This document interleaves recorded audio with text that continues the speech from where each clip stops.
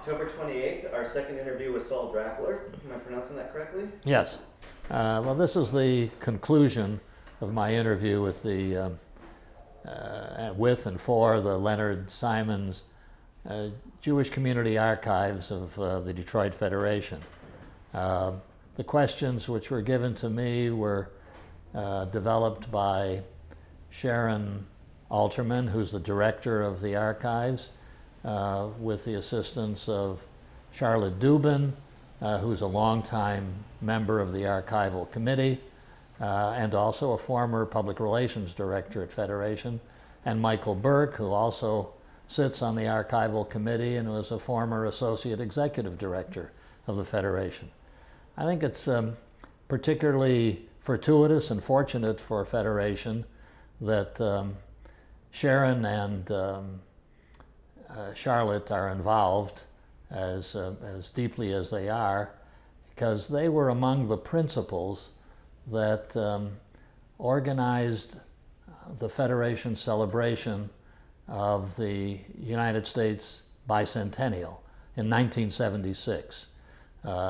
Materials were prepared for the community about the history of the Jewish community in Detroit, going all the way back to some Jewish fur trapper who was there in the early 18th century, and organized a major exhibit of the history of the Jewish community of Detroit, its organizations, its leadership, which was open to the public in the newly completed Jewish Community Center for many, many weeks. So it's fortunate that they remain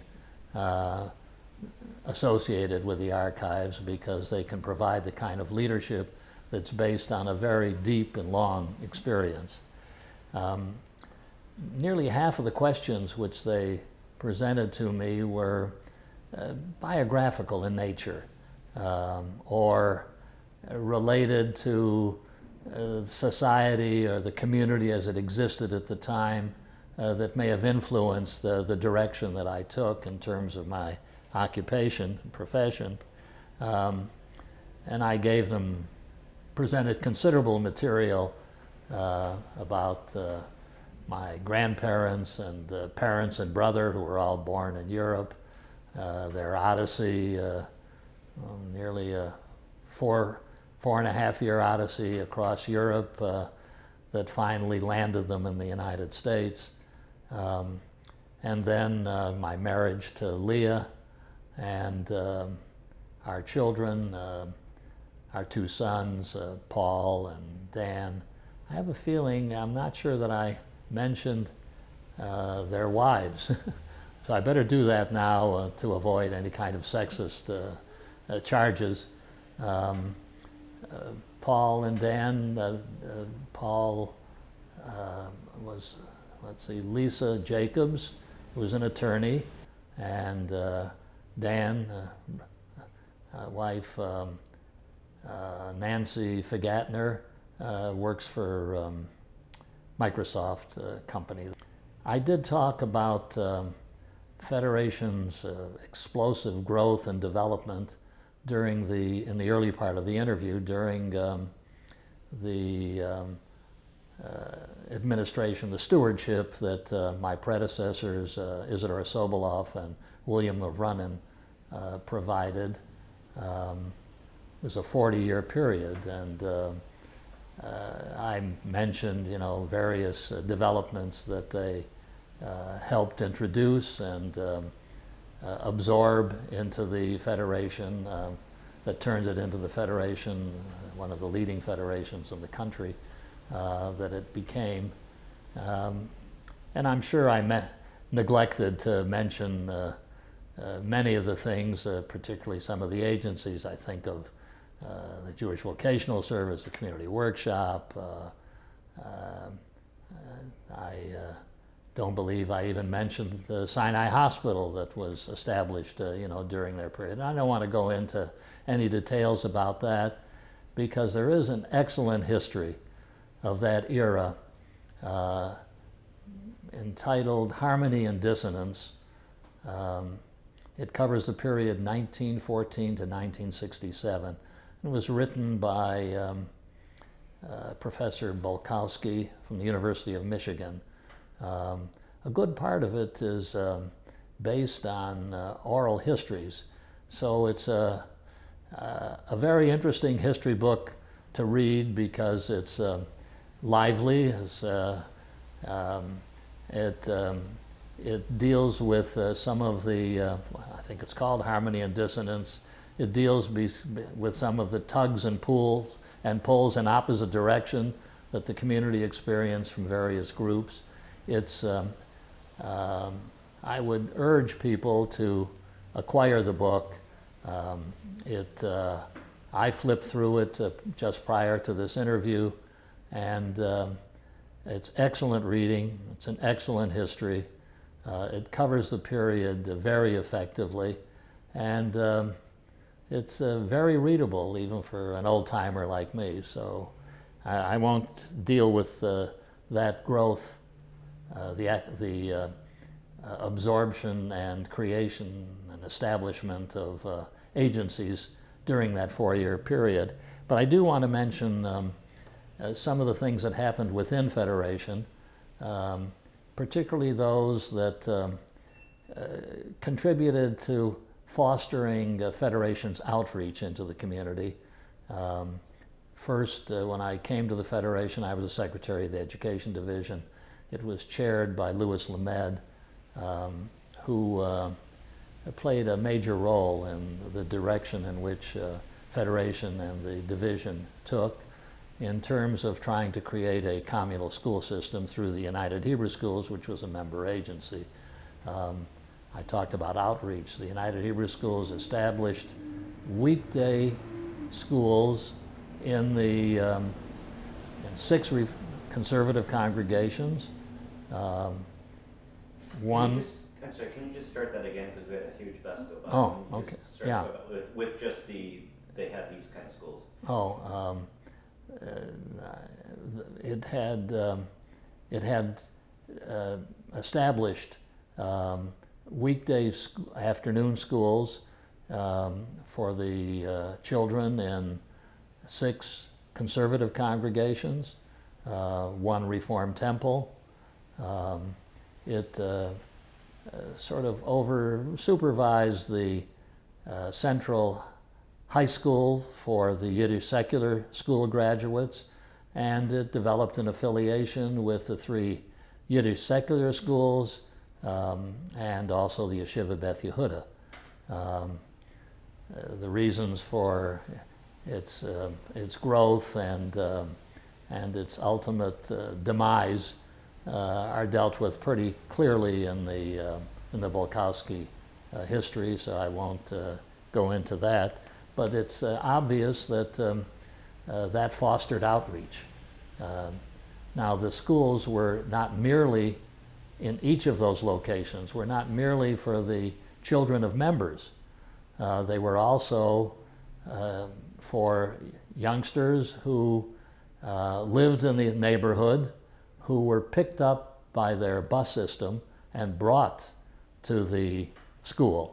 So it had a very broad-ranging impact on the community, as well as on the congregation, because if the youngster is at the school, it's conceivable the family might be interested in developing an association. I also want to underscore the establishment of the women's division and the junior division.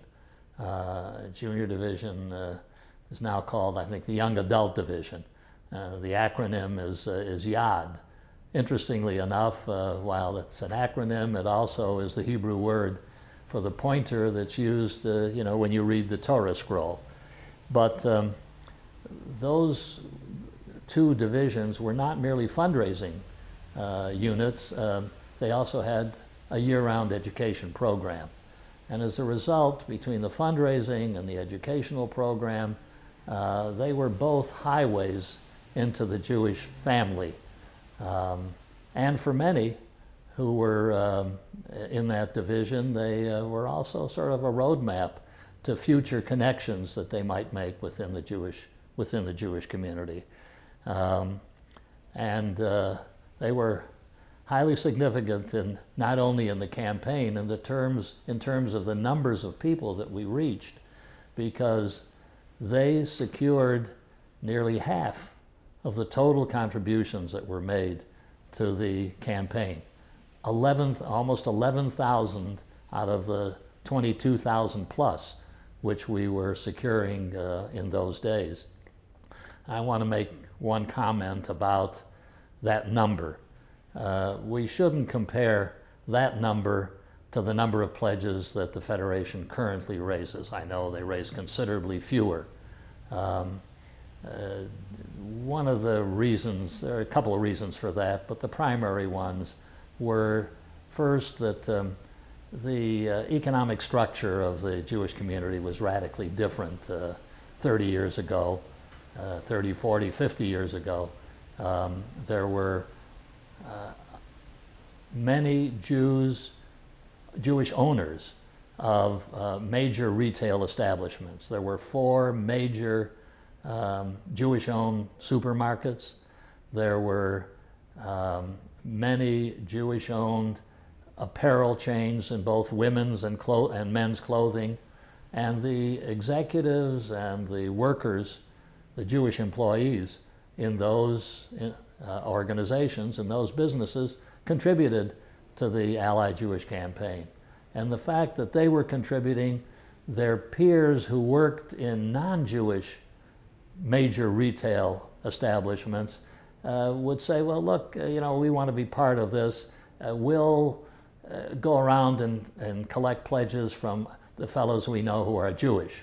So this represented literally hundreds, if not the low thousands, of additional pledges that we got. And even more significantly, in that period, we counted every pledge that came in.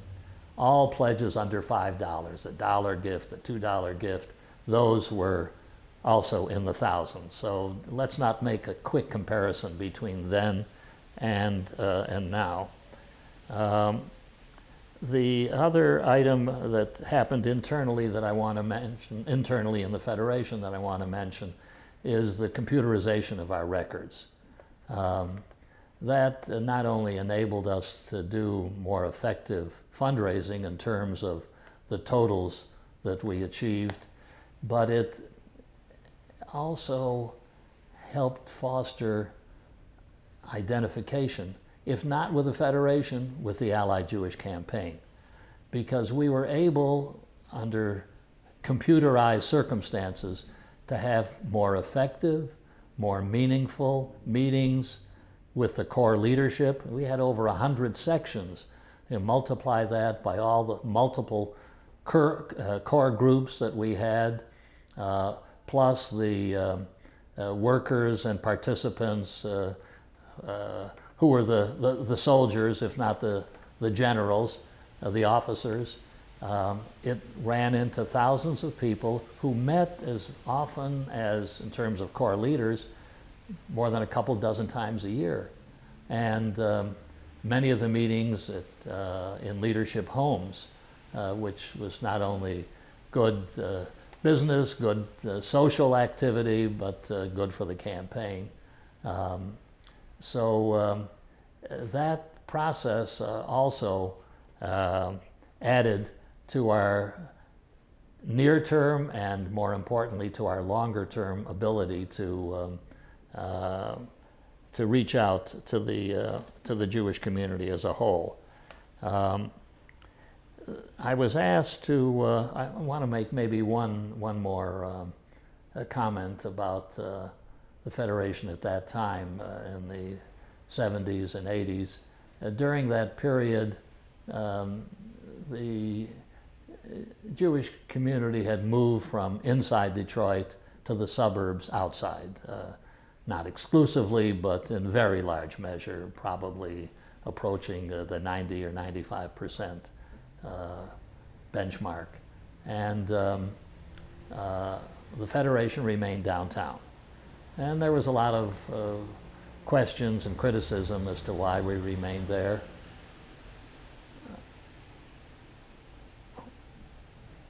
Okay, so just say, there were a lot of... Just say the Federation remained. The Federation remained downtown. And there was a lot of criticism and questions about why we did it. It certainly wasn't the most efficient way for us to be operating when the people that we wanted to work with were so far removed. But in that period, the Federation represented the Jewish community to the political and philanthropic community of leadership of Detroit. We were the representation of the Jewish community, and it was very important that we maintain that image based on a lot of the things that were happening in Detroit. The early 80s is when the automotive industry began to downsize and all kinds of problems developed. And so our continued presence there was important. Also, the United Foundation, our United Way, its headquarters was in downtown Detroit. And during those years, the United Foundation, Torch Drive, which was the name of their fundraising effort, contributed somewhere between $1.5 million and $2 million to Jewish agencies. They weren't planning to go anywhere, and we felt it was important for us to be at their side. Ultimately, in the late 80s, 90s, things changed both in Detroit and within the Jewish community, and a move was made possible. And certainly, the movement of the Federation into the heart of the Jewish community in the suburbs certainly made that outreach process much easier, and one which was enjoyed mutually by the residents who were active in the Federation, as well as the Federation leadership and staff itself.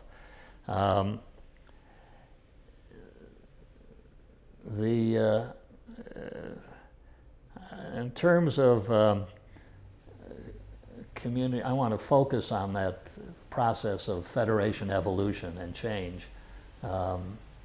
We were viewed originally as kind of an amalgam. We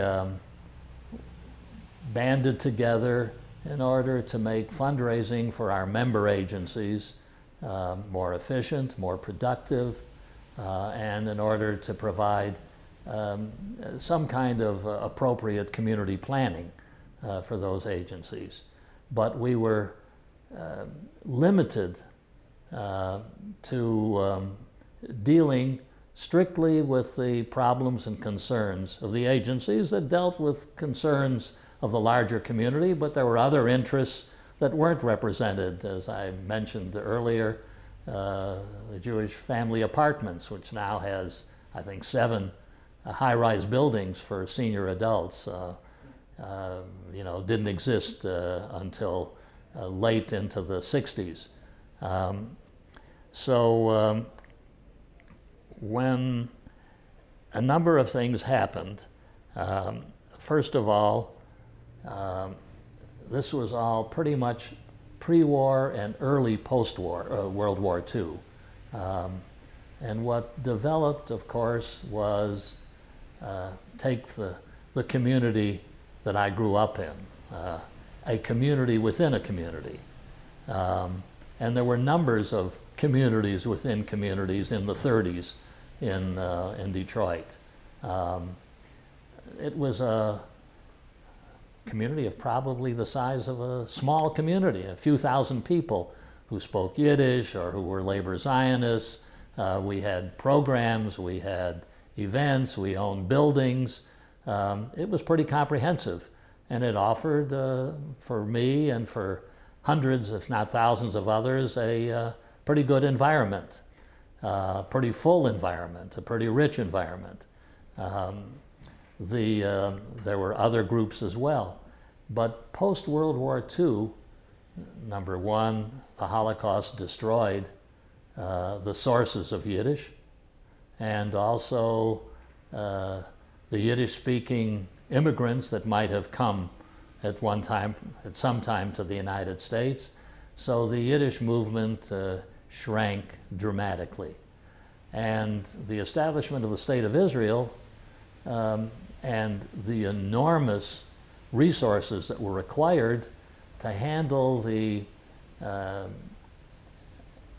voluntary and involuntary exodus of all the Jews from North African countries, Jews from Eastern Europe, from Romania, and ultimately from the Soviet Union, were beyond the capacity of those small independent organizations to deal with. So the leadership gradually turned their face toward the Federation and became involved. So that was an important element in developing mutual relations between Federation and the larger Jewish community, which we didn't reach directly. We reached individuals. We didn't reach them as community organizations. We reached them as individuals when they came to various community services that were part of the Federation organization. The other factor, as Israel... The other factor. Oh. Just every once in a while we got a bus that goes by. Yeah, so yeah, right. The other factor. The other factor that played an important role in the changes and the evolution of Federation was that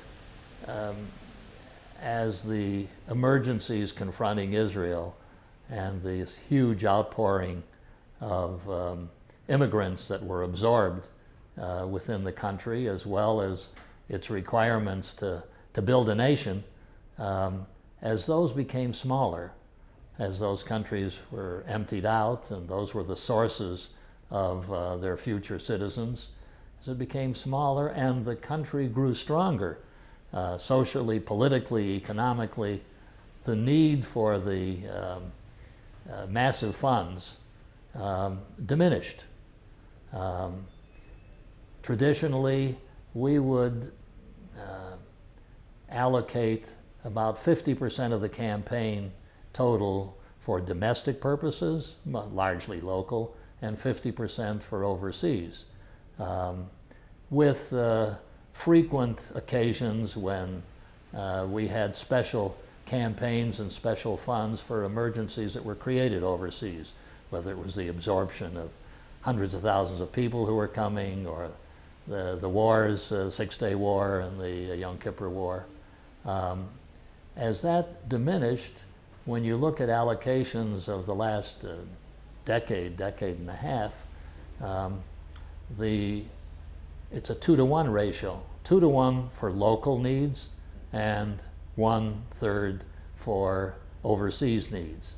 And that's a reflection of what I've said earlier, but also a reflection of the Federation beginning to think communally and looking at the problems that existed in the community, and with a need to deal with those problems across agency lines.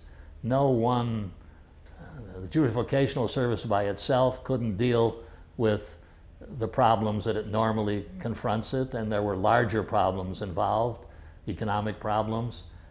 So the Federation began to allocate funds and establish pools of money that assisted the agencies in dealing with some of the problems a little beyond their normal range of services, and even dealt with the synagogues in that context, largely in terms of providing scholarship funding, substantial scholarship funding, as well as beginning to provide services. With the end of the communal school system, the community was able to establish a kind of Jewish Bureau of Education who's used what had been the allocation for the United Hebrew School, the communal school system, to provide services to the synagogues, training, supplies, They put in, a computer system, whatever else was needed in the schools. And this occurred, Federation wisely began to, even in relation to Israel, began to direct funds not just to a single agency to be distributed in Israel, but began to identify an area in Israel which it would take a sort of responsibility for above and beyond what the government provided. Well, that meant took an area somewhere in the Galilee. It meant, I think it was the Galilee, it was certainly north. But that meant that we had a people-to-people relationship with Israelis and Detroit Jews. It fostered by a communal outlook on the part of the Federation that we want to be involved, and we wanted people to be identified with the things that the Federation was doing and the Jewish Agency in Israel was doing to strengthen their identity with the Federation and to strengthen their sense of responsibility for the problems that were confronted overseas. There was an effort to relate individuals to Israel called Project Renewal, where well-to-do individuals would provide a major gift beyond their gift to the campaign, to name a school or a program, and then relate to it personally overseas when they visited Israel and had regular communication with that school or program while they were still here in the States. So it seemed like it was kind of like a sister city with a a little bit, right, program. exactly, and it was mutually beneficial, and there were Israelis who came to the United States, to Detroit, to meet with our committee, and there were Detroit Jews who went to Israel to have direct contact with them. So a federation became no longer just merely an amalgam, which was very important because it certainly was able to provide that way more funds and more planning, and allowed the agencies to perform their mission without being involved in those elements as well. So the disappearance of the communities within the community and the change overseas in Israel made it possible to do that, and fortunately at a time when we recognize so many of the problems that confronted the Jewish community in Detroit, both in terms of what was occurring in the community as well as some of the natural factors that were occurring within the Jewish community in terms of intermarriage and the inability of some synagogues to continue to maintain themselves and closing up and things of that nature. There was, however, one community within the community which did not diminish, and that was the Orthodox community. And they were pretty much as strong in the post-war World War II period as they were in the pre-war World War II period. Not quite the same numbers, but in terms of strength, close in that regard. And it was obvious they didn't diminish because it's an organic life that the Orthodox lead. It's one, which has a full life regimen. So it completely enriched and enclosed their existence. I mention it because it's important, partly because I'm pleased by the relationships that I see developing between the Orthodox community and the Federation. And also because in my years and that of the executives who preceded me, there was not that kind of a relationship. On the contrary, we tried to establish a central fund for traditional institutions that was requested by donors who contributed to representatives of Orthodox institutions in the United States and Israel who came to their businesses for a contribution. There could be 24 such visitors during the year. It was inconvenient and sometimes intrusive. They didn't want the visitor to sit and wait or to come back, so they interrupted themselves and gave them a contribution. And there were Orthodox who said, you know, you can't, we are commanded to do mitzvahs, to do good deeds. And when we write 24 checks, we've done 24 good deeds. When we write 1 check to the Federation and they distribute it, then we've done only 1 good deed. That's what the members of my committee carried back to me as why they rejected it at the outset, the Council of Rabbis. I had to point out to them, partly with the help of our 2 principal Orthodox leaders, Phil and Frida Stolman, that, look, for the individual and for the institution, it was more than just getting a contribution. They talked a little Torah for a little while. They learned about the good work that the institution was doing within the American or Israeli community. It was part of the fabric of their lives, and we shouldn't, feel that because they first agreed and then disagreed and then ultimately were influenced to agree, that it's just too hard to deal with them.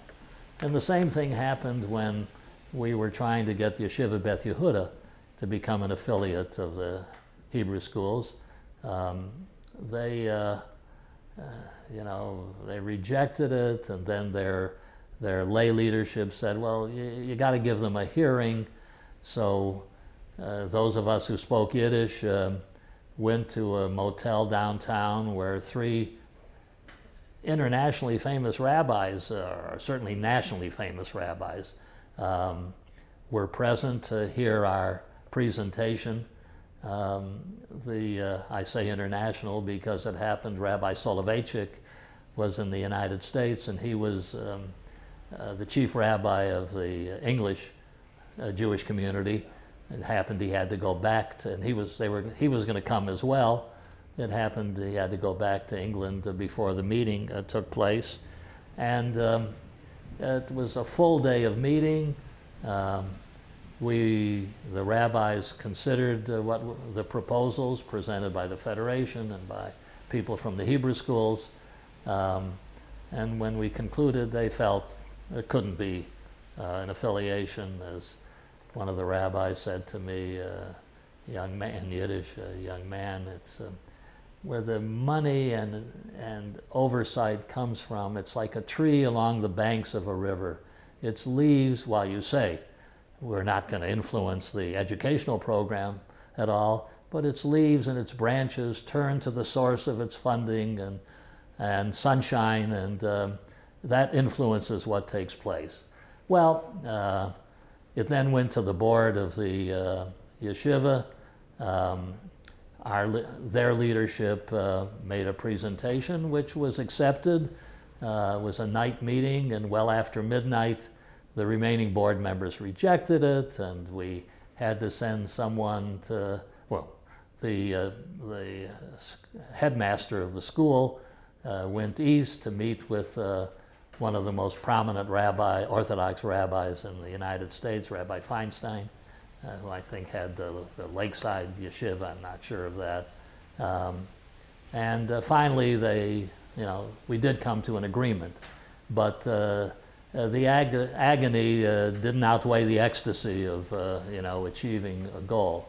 And there too, we had to explain to people that look, there are many layers of leadership in the Orthodox community, and one level of leadership where there's greater scholarship and greater eminence has more authority than those layers below it. So you have to understand why this process took place.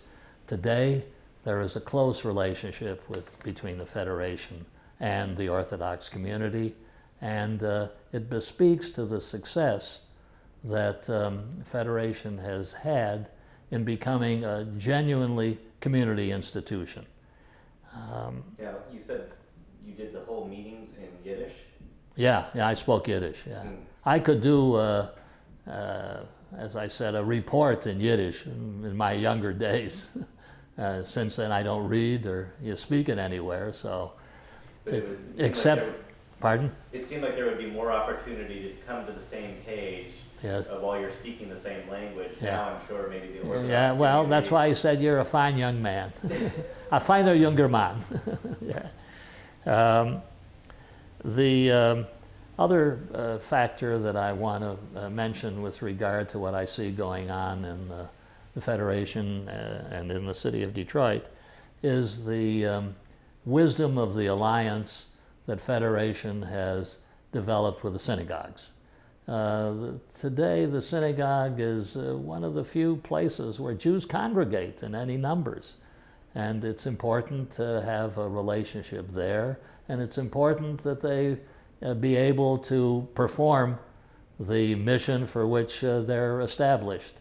I'm hopeful, and while I think I mentioned earlier that Federation assistance includes allocations for scholarships, for member students in at the congregation.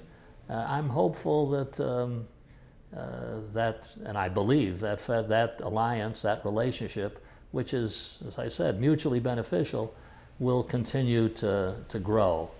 And maybe even they'll do some work on the hope that I had that you could develop a program between the Federation and the synagogue where children who live in the neighborhood of the synagogue can attend even though their families aren't affiliated. There are different ways of working that out, at least for a 2-year period, and then if they don't become members, that too can be dealt with in one way or another. It's important in terms of the larger Jewish community, and it's certainly important in terms of the congregation. We know there are a significant number of empty seats in their educational programs, and they should be filled.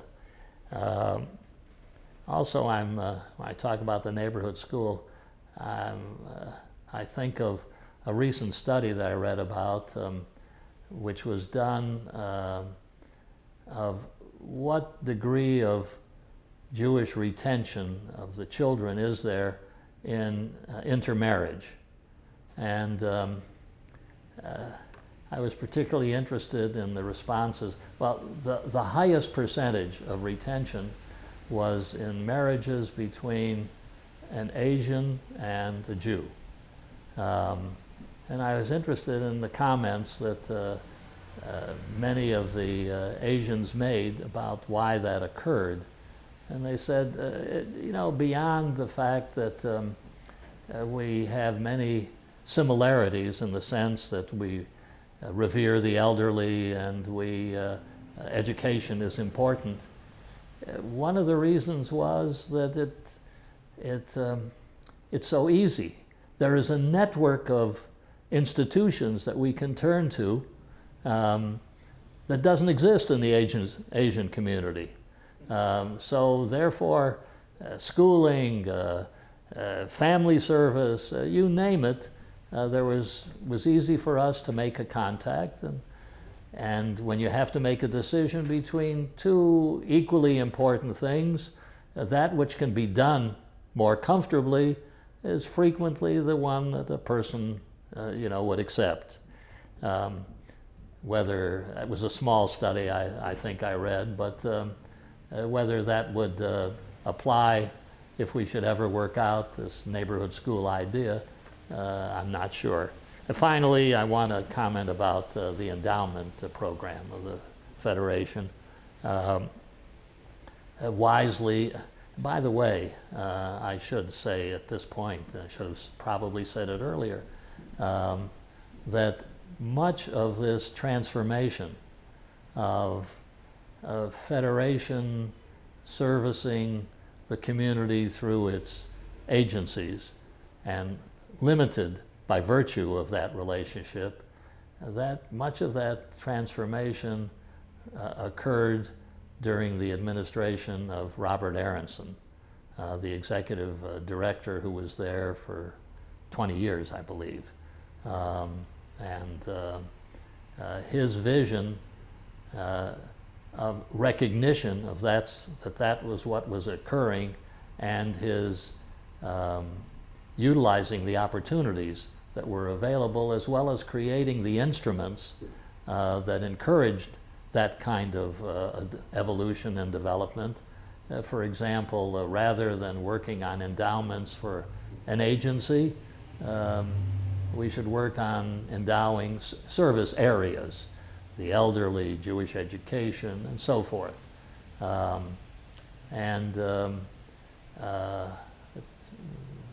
makes me think of our efforts to earlier to create a medical endowment fund related to Sinai Hospital, and Sinai Hospital is no longer around, and there is no longer a Jewish institution like that, although it wasn't completely related. It was expected to also offer broader health services in the community outside the hospital. But nevertheless, the reason for its existence, the reason for the existence of the endowment fund was obviously vitiated by events that took place.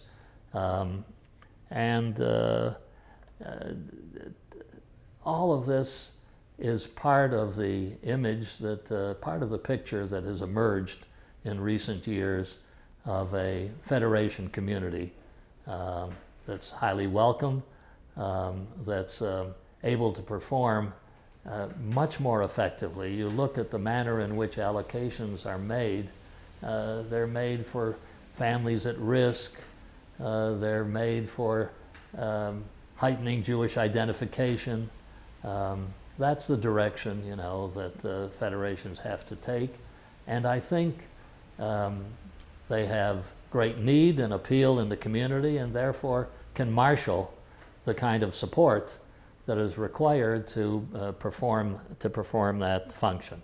I repeat my favorite endowment, which is now called PACE, or the Perpetual Annual Campaign Endowment.